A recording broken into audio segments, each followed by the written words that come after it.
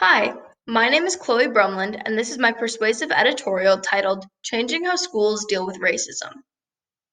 The idiom monkey see, monkey do is often used when describing the nature of racism in children and teenagers across the country. Ignorance and racist ideas stem from the community that surrounds the child, which does not only include parental figures.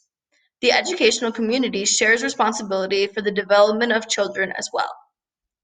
After affluent white schools experience a scandal involving racism, administrators typically claim that they feel terrible and will try their best to do better to prevent another incident like this again. But what really happens? Oftentimes, very little.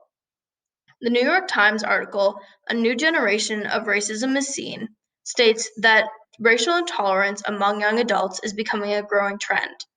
This observation was made in 1989, and it's disappointing to see that it continues to hold true in schools today. This proves that not enough is being done to stem the issue of racism in our schools. Schools need to reevaluate the way that racist actions are dealt with in order to properly combat the continual racism that is seen across America. The Matamidi School District in suburban Minnesota is a prime example of how racism often continues to be tolerated. As with the majority of school districts, Matamidi wants what's best for its students.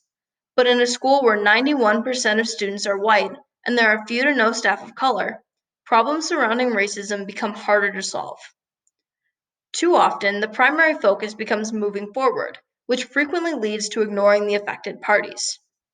When racist insults were made at a girls' soccer game in September of 2019, Matamidi chose a 30-minute assembly in which a few staff members spoke about how we do not condone such behavior and racism is not okay. Students then left, and the issue is left with no follow-up from students or staff.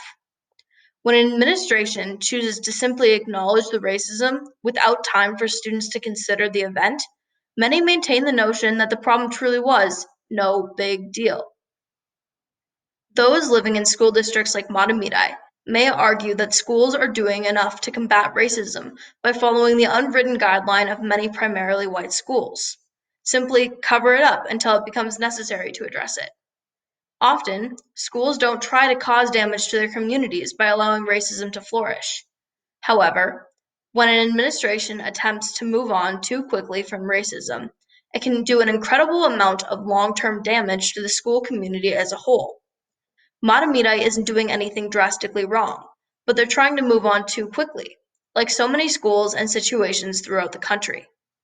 The fact of the matter is that schools that see racism and only make a minimal effort to address a single issue continue to see it until the issue is dealt with completely. Communities need to keep the idea in mind that if racism is seen from one group of students, it cannot be isolated to a single incident.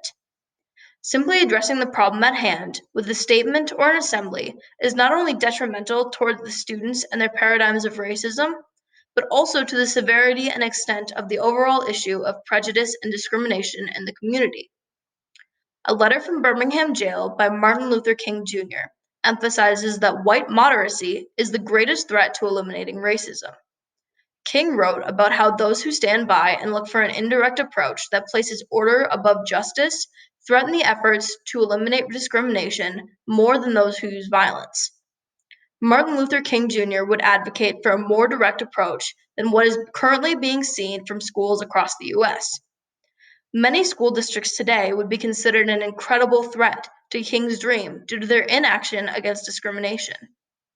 School districts must teach this concept in order to eliminate systemic disenfranchisement because the roots of society can be found in the education system. Society cannot hope to stop racism until open conversations happen on a school, community, and national level.